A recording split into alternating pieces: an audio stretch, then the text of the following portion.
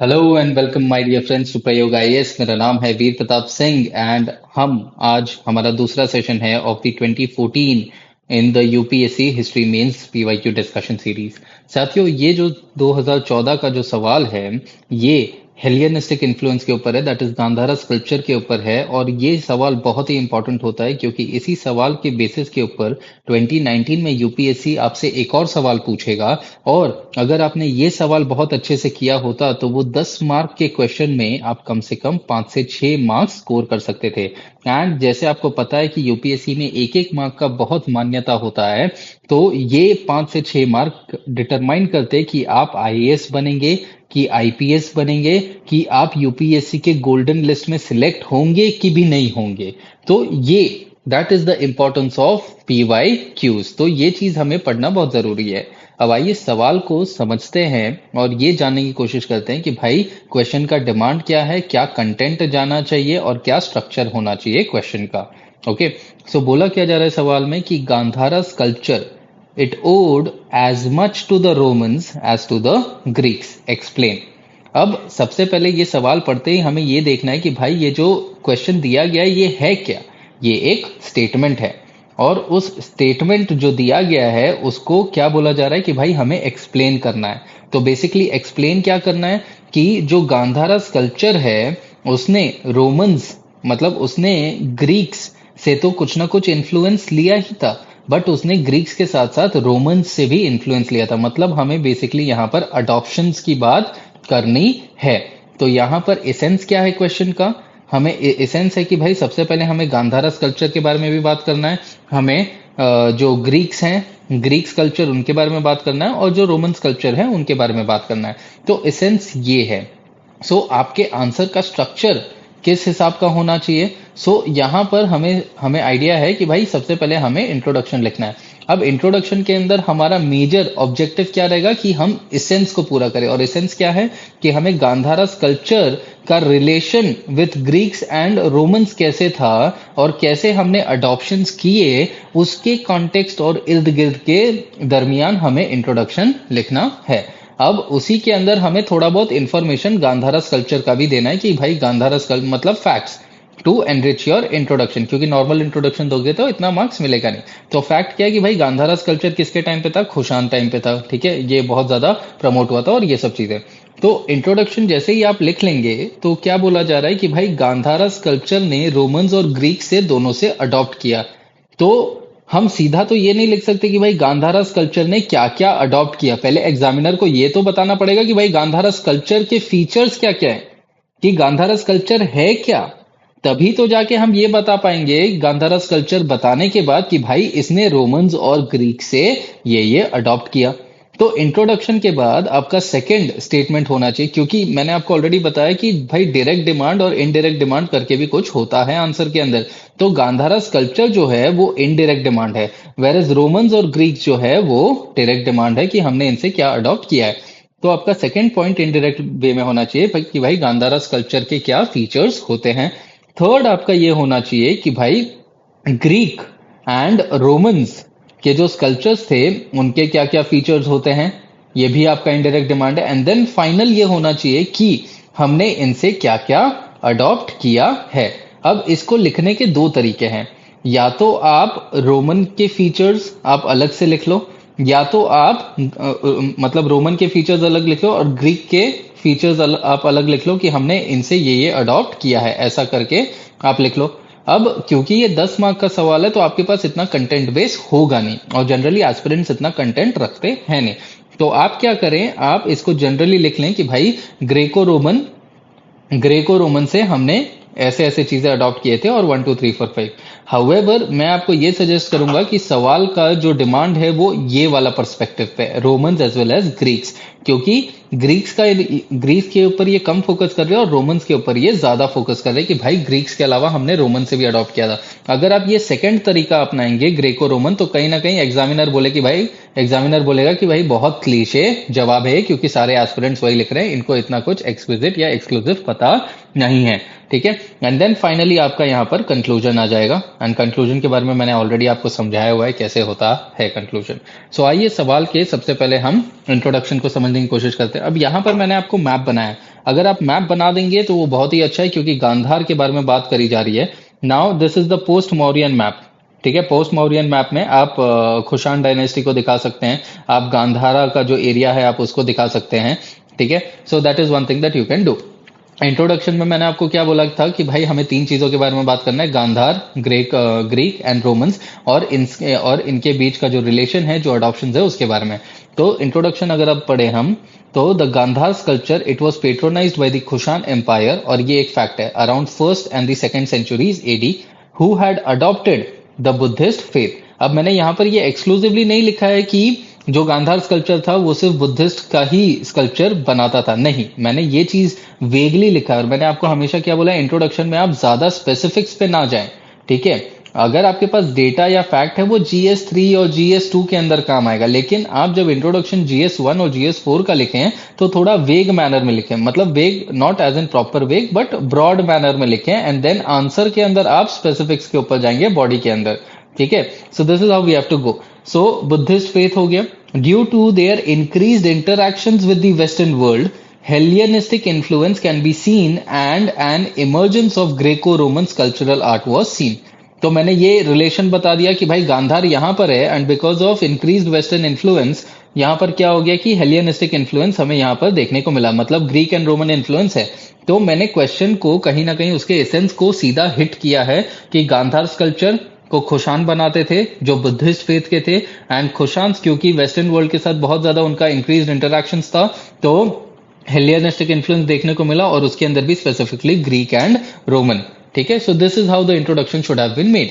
Secondly, अब मैंने features of Gandhara sculpture की बात करी यहाँ पर।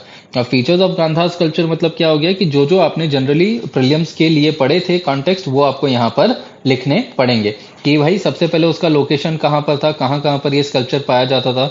It was patronized by um, the Kushan empire, जिन्होंने क्या किया था, बुद्धिस्ट फेथ को अडॉप्ट किया था। तो the sculptures they were purely Buddhist in nature, यहाँ पर आप ये एक एडिशन कर सकते हैं, the sculptures they were mainly Buddhist in nature, sculptures of Buddha were made. अब यहाँ पर मैंने मेनली लिखा है क्योंकि जो गांधार स्कल्पचर था, ठीक है, it also included the images of Kings. ठीक है, it also included the images of high class nobles. ठीक है, वैसा वाला। सो यहाँ पर सिर्फ रिलीजन, मतलब आप ये एक्स्ट्रा एडिशन इन्फॉर्मेशन भी लिख सकते हैं, बट मैंने यहाँ पर सिर्फ बुद्धिस्ट लिखा है, सो ये आप थोड़ा एडिशनल वे में किया करें। Next, it had a Hellenistic influence, जिसके अंदर दोनों ग्रीक और रोमन्स ने यहाँ पर इन्फ्लुएंस किया था। क्यों? क्योंकि ये जो एरिया था ये बहुत ही प्राचीन समय से it has been ruled by both the Indians as well as foreigners. अब इंडियंस के अंदर क्या था, the Mauryans and the Kushans, whereas the foreigners that is the Greeks। next, अब यहाँ पर मौर्यंस क्यों हैं? क्योंकि they also patronized the Buddhist faith, and the Kushans they after coming from outside into India, इन्होंने इंडिया के अंदर भी अपना इन्फ्लुएंस किया। लेटर ऑन मटेरियल्स क्या यूज हुए थे, bluish grey sandstone and mud and stucco. And finally features of the Buddha's image. अब बुद्धा के जो स्कल्पचर्स हैं ये दोनों ही स्टैंडिंग एंड सीटेड पोजीशन में पाए गए हैं गांधारा के स्कल्पचर के अंदर। ऑल्दो बोला जाता है कि जो स्टैंडिंग फीचर है वो ग्रेको रोमन है।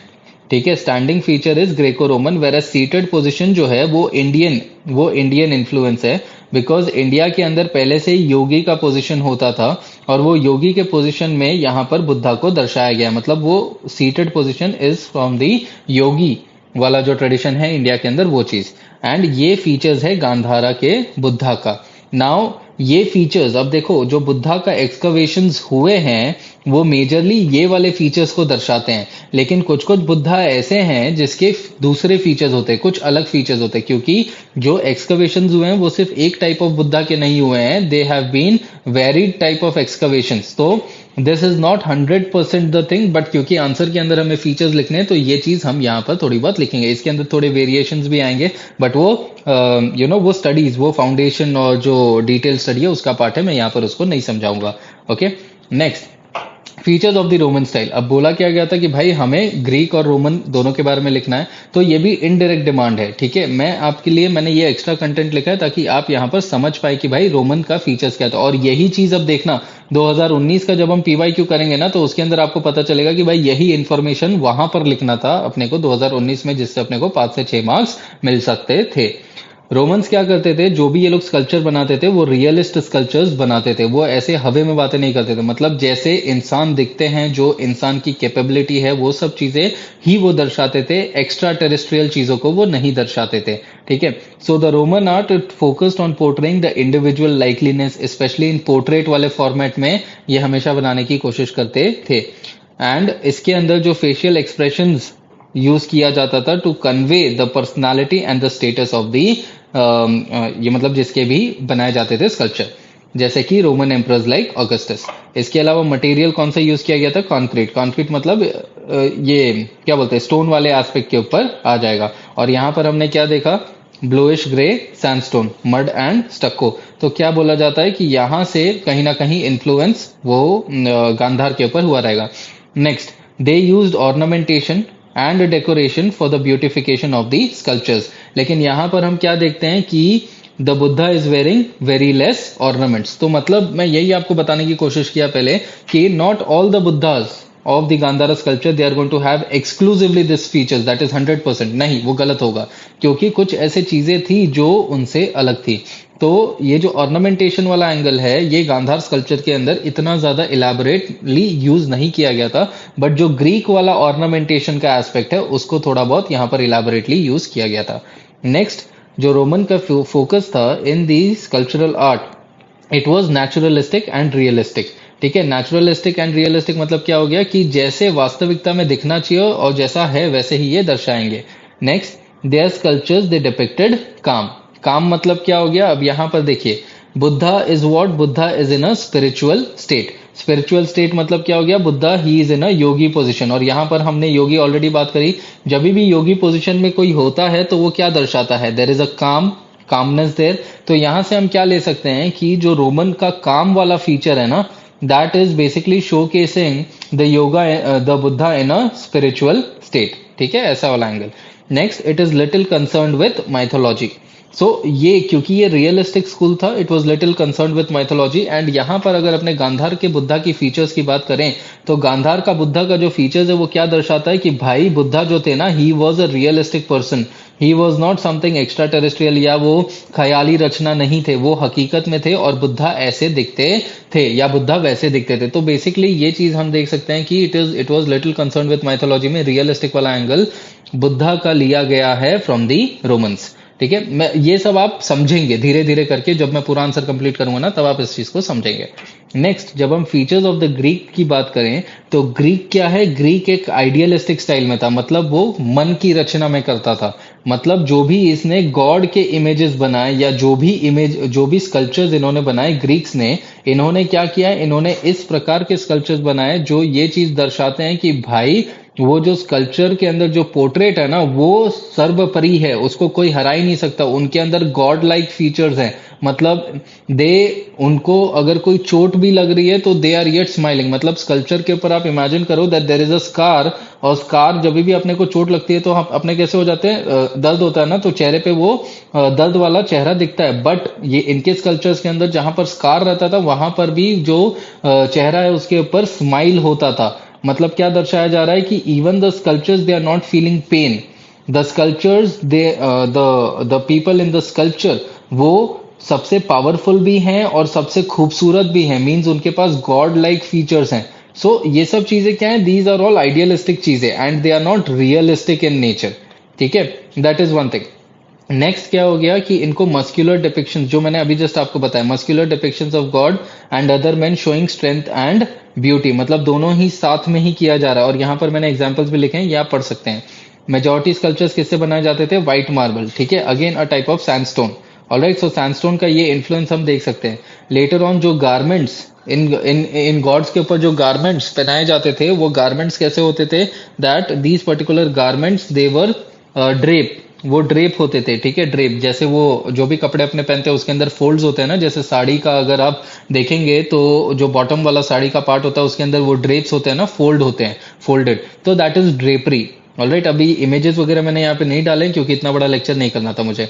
नेक्स्ट, पैनल्स, मतलब ये जो चीज है ये भी हमने इंडिया के अंदर अडॉप्ट करी है in the various levels, that is panels लगाए जाते थे जिसके अंदर स्टोरी टेलिंग का चीजें होता था, जैसे कि जाटका स्टोरीज।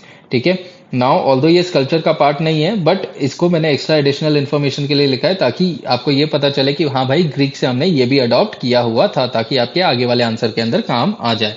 नाउ यहाँ पर मेन एस्पेक्ट आता है कि भाई हमने ग्रीक से क्या क्या अडॉप्ट किया।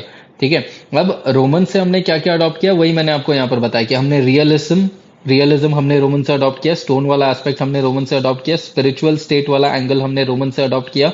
ठीक है, देन जो रियलिस्टिक एस्पेक्ट है हमने रोमन से अडॉप्ट किया।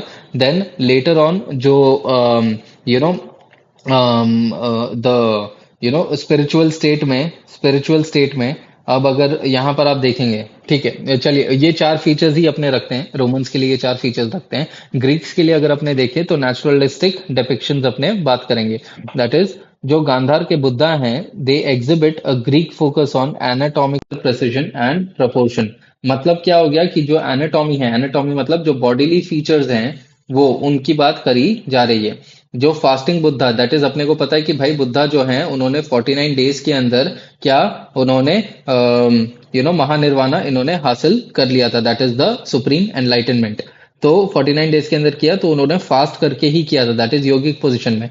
तो the fasting Buddha it represents a detailed musculature and skeletal structures akin to the Hellenistic realism. ठीक है, सो ये अगेन ये ग्रेको रोमन आइडियोलॉजी है, ग्रेको रोमन इन्फ्लुएंस है। क्योंकि रियलिस्ट में क्या था, अगर 49 डेज का फास्ट है तो वो थिन रहेंगे, ठीक है वो थिन रहेंगे, उनकी हड्डियां दिखने लगेंगी, वो गोल मटोल नहीं दिखेंगे एंड ऑल दैट चीजें। So that was again a Hellenistic influence. So this is what a Greco Roman influence. Greeks के अंदर हमने क्या देखा था कि ड्रेपरी, वो जो कपड़ों के अंदर जो फोल्ड आता है, ठीक है, the drapery folds that are found. ठीक है, जो बुद्धा के जो भी स्टैंडिंग बुद्धा के स्टैचूज है अगर अभी देखेंगे आप तो वो ग्रीक का एक कपड़ा होता है हिमेशन, ठीक है, उसके जैसा है, that is fold is there. Next Buddha का जो उष्निशा है, उष्निशा मतलब जो बुद्धा का जो क्राउन है, जो हेड है, ठीक है, वो हेड के ऊपर अगर आप देखेंगे तो देर आर 3 फोल्ड्स। ठीक है, मतलब बुद्धा के हेड में ऐसा ऐसा है। ठीक है, अगर आप उनके इमेज को देखेंगे, स्कल्पचर को देखेंगे, so that is similar to the Greek krobylos. Greek krobylos मतलब क्या हो गया कि ये जो है जो भी स्कल्पचर्स वहां पर बनाए जाते थे उनके ऊपर भी इसी प्रकार का हेड दिया जाता था स्कल्पचर्स के ऊपर। तो वो एक सिमिलैरिटी हम देख सकते हैं। Next is mythological adaptations. जो क्योंकि हमें पता है कि ग्रीक जो था ये एक आइडियलिस्टिक एस्पेक्ट था, तो जो बुद्धा के हेड के पीछे जो हेलो होता है ना, हेलो, तो वो हेलो का अडॉप्शन कहाँ से हुआ, it has been from the Greek adoption. Greek से हमने हेलो को अडॉप्ट किया क्योंकि ग्रीक माइथोलॉजिकल ट्रेडिशंस को ज्यादा करते थे, because they were inspired by Apollo and the other Greek gods and goddesses. Next is जो मैस्कुलिन बुद्धा हैं, जो वेवी हेयर वाले बुद्धा है, जो वेवी जो हेयर एंड जो फेशियल फीचर्स है ना, फेशियल फीचर्स एंड जो हेयर के ऊपर जो भी ट्रीटमेंट्स वगैरह करे जाते थे, ये सब चीजें कहाँ से अडॉप्ट करी गई हैं, ग्रीक से अडॉप्ट करी गई हैं। So all these aspects and depictions of muscles, जैसे कि मैंने आपको पहले बोला बुद्धा इन गांधारा वो हमेशा थिन नहीं होंगे, वो हमेशा स्पिरिचुअल स्टेट में नहीं होंगे। ठीक है, not all the Buddhas in Gandhara are of the same feature, उन कुछ कुछ अलग अलग होंगे भी। ठीक है, तो कुछ कुछ बुद्धा के पास मसल्स दिखाए जाते हैं, दे आर हेल्दी बुद्धा, और वो हेल्दी बुद्धा के अंदर क्या है, वो कहाँ से अडॉप्ट किया गया है, वो ग्रीक से अडॉप्ट किया है। क्यों, क्योंकि ग्रीक क्या कर रहा है, Greeks they are basically showing muscular depictions of gods, मतलब muscular depiction of Buddha. So इस हिसाब से आप इसको कैटेगराइज कर सकते हैं कि भाई हमने ये चीजें बुद्धा के अडॉप्ट करी है ग्रीक में से और अडॉप्ट करी हैं वहां से। तो ग्रीक में से हमने क्या अडॉप्ट किया है, एक तो मस्कुलर डिपिक्शन अडॉप्ट किया है, देन फेशियल एक्सप्रेशंस, ठीक है, देन हेयर वाले चीजें अडॉप्ट करी है, देन जो हेलो वाला एस्पेक्ट है वो अडॉप्ट किया है, देन बुद्धा का जो हेड है वो अडॉप्ट किया है, देन क्लोथिंग के ऊपर ड्रेपरी जो है उसको अडॉप्ट किया है, देन जो एनाटॉमी है उसको अडॉप्ट किया, मतलब बुद्धा के जो बॉडीली फीचर्स है वो कैसे रहेंगे, तो ग्रीक से हमने ये अडॉप्ट किया है। सो बेसिकली यहाँ पर फोकस रोमन्स के ऊपर होना चाहिए था कि भाई ग्रीक से तो हमने ये चीजें अडॉप्ट करी है, बट रोमन्स के साथ भी हमने, रोमन्स के ऊपर से भी हमने और भी बहुत सारी चीजें अडॉप्ट करी थी। सो ऐसा करके आप इस आंसर को खत्म करेंगे एंड देन फाइनली आप कंक्लूड करेंगे। अब कंक्लूजन के अंदर मैंने ऑलरेडी आपको चीजें बताई हैं कि भाई आपको कंक्लूड कैसे करना है। So here you are going to do the conclusion and create a sample conclusion for yourself. Alright, इससे क्या होगा, आपका प्रैक्टिस होगा कंक्लूजन के अंदर। So with this I thank every one of you for watching this particular series. अगर आपको ये सेशन पसंद आया है, so do like, share and subscribe, and we will be really grateful from you that if you share it with your friends, okay, ताकि और ज्यादा reach बढ़े और ज्यादा से ज्यादा बच्चों को इस चीज का हेल्प मिले. So once again, thank you everybody for watching. Stay safe and study well.